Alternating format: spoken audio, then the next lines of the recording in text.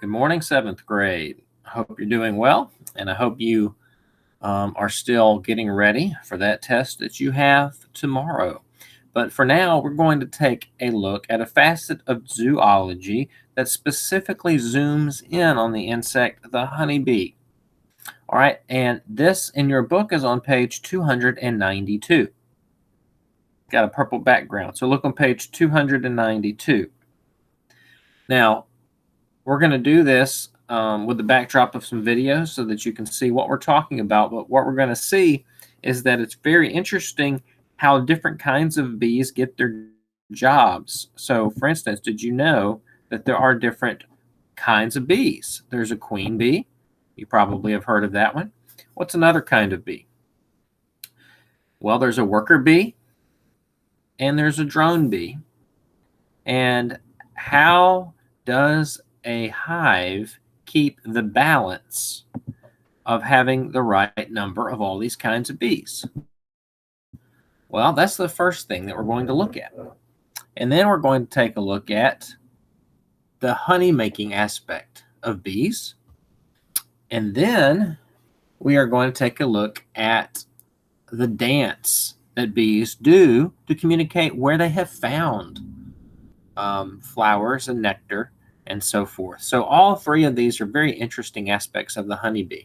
So let's take a look at each one. We're going to start off with this, with the job aspect of honeybees. So let's look. All right, the honeybee is one of the most collaborative insects in the world. Each hive is comprised of thousands of bees working together in order to build and sustain a colony. Within the colony, each bee has a specific role to play, a job. These jobs are like foraging for food, tending to young larvae, and building a honeycomb. But with a brain about the size of a sesame seed, it begs the question, how do bees know what specific job they need to do in order to keep a balance in the hive?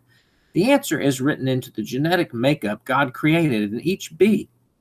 And it starts with a queen bee, who has the unique ability to design the sex of her children, which plays a pivotal role in their future. If the queen wants to lay a female egg, she will fertilize the egg by releasing spermatozoa that is stored in the spermatheca, which sits behind her ovaries. The spermatheca is filled during her first week of life when she mates with up to 20 drones or male bees. If the queen wants to lay a male egg, she will not release any spermatozoa as the egg leaves the ovaries. That's actually female. All right. And then the drones have a singular job, and that job is to mate with a queen from other colonies to propagate the species. When they're not trying to mate, they eat leisurely from the honey reserves and wait for a queen to go on her nuptial flight. Female bees, or worker bees, do literally everything else. They keep the cells clean, care for the larvae, build cells, tend to the queen, store honey for honey. They forage, they pollinate, they guard the nest, and they even feed the male bees honey if they're begging for it. If each bee knows what to do because their hormones activate the part of their genetic makeup that tells them what jobs they have to tackle and when they have to tackle it. They go through 4 phases of jobs before dying. Phase 1 bees go to work immediately after they emerge from metamorphosis, about 3 weeks after they're born. They begin cleaning the cells from which they emerge. After about 3 days, their hormones shift them into nurse bee mode. In this job, they feed the young brood that succeeds them. This lasts for about a week. Then phase 3 kicks in, and the worker bees become general handyman bees, moving farther away from the center of the hive and doing things like building honeycombs, storing food, and guarding the nest and entrances. And this lasts about a week. And then the final phase is the most dangerous. It's the foraging feast job, where workers leave the nest to find pollen to bring home and feed the colony. And that phase starts around day 41 and lasts until about day 50. After a short life of constant work, most workers will leave the nest as death approaches. The corpses of those that die inside the hive are carried out by an undertaker bee. It's a thankless life for the worker bee, but this collaboration process has made them one of the most successful superorganisms in nature.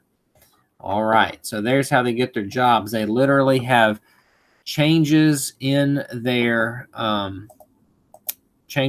body that cause them to turn into a different kind of bee or take on a different job. All right, next. Now, when they do find some food, they actually take a little bit back to the hive to allow the other bees to basically test the quality of what they found. And then they communicate, and I find this fascinating, they communicate where it is located. Now, these bees don't have GPS, they can't plug in the coordinates, and they don't have a verbal language, so they can't talk about it. But amazingly, they're able to do a dance that communicates to the other bees about where this thing is located. And the bees watch the dance and then know where it is. Is that not amazing? I think that's absolutely fascinating. So let's take a look at this dance, sometimes called the waggle dance. All right, now for this one, you're going to hear a narrator telling you about it. So let's take a look. Honeybee workers are able to send complex messages to one another. In the wild, they sometimes nest out in the open, but mankind has persuaded them to live and store their honey in hives. The colony's heart is its queen. She is just a little bigger than her subjects and mother of them all.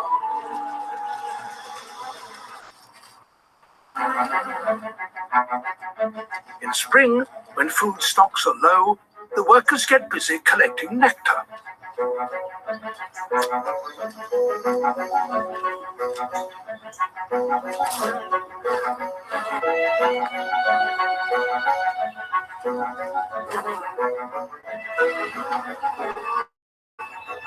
They have a remarkable method of telling one another where to find the most productive flowers.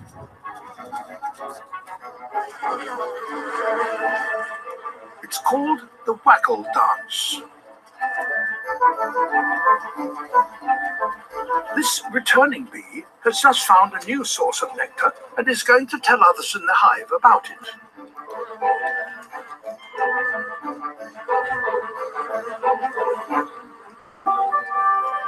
First, she gathers an audience. To do that, she climbs on her sisters' backs and vibrates her abdomen. Now that she's got their attention, she begins her dance, using a code of movements that tell her fellow workers where her discovery lies.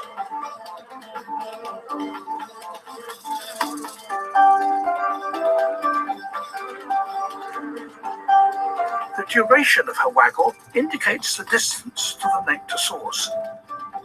The longer the waggle, the further the flower. And the angle at which she dances across the comb tells them the direction to the flower in relation to the sun.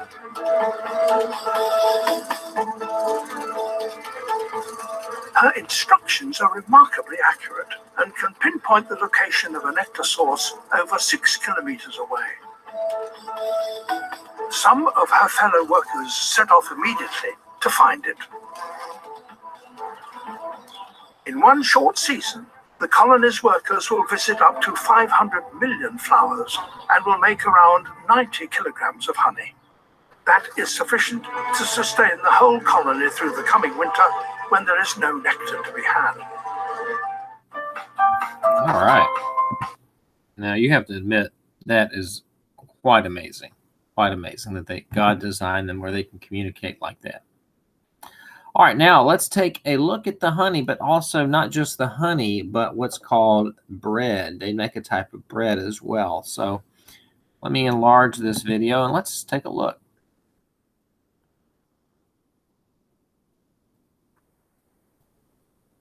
Okay. All right.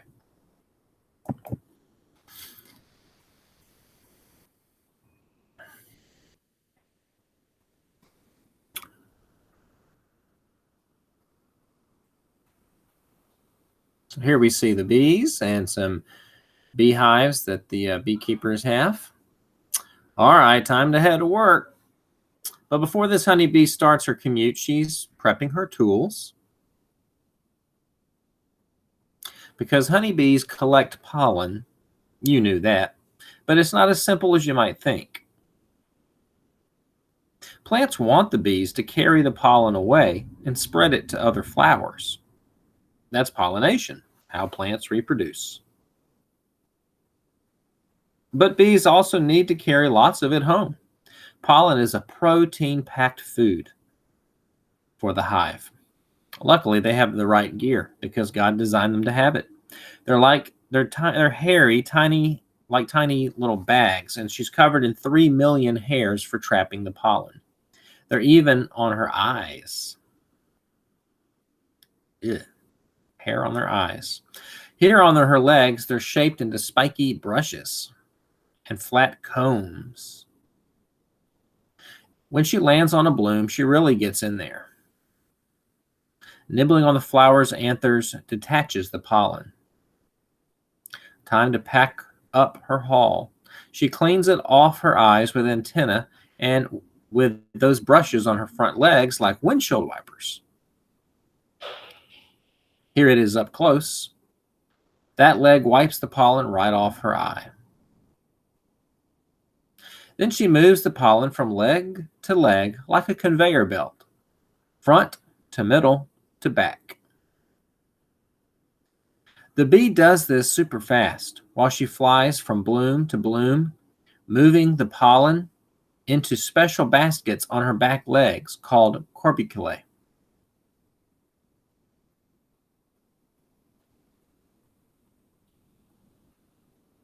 She bends her leg, using it to squish the pollen into a ball, packing it together with a little bit of saliva and nectar. She can get as many as 160,000 pollen grains into each ball. She's hauling as much as 1/3 of her weight. Back at the hive, meal prep is about to start. But the pollen isn't for making honey. The honey under this wax is made from nectar. They eat it for its sugar. Bees turn pollen into something completely different. Bee bread. That's their source of protein. Step 1, find an open spot. Step 2, deposit your goods and pack them neatly. Step 3, let the pollen marinate with a hint of honey. And voila, it's ready. The pantry is stocked, both for the adult bees and the babies that are growing in the cells next door.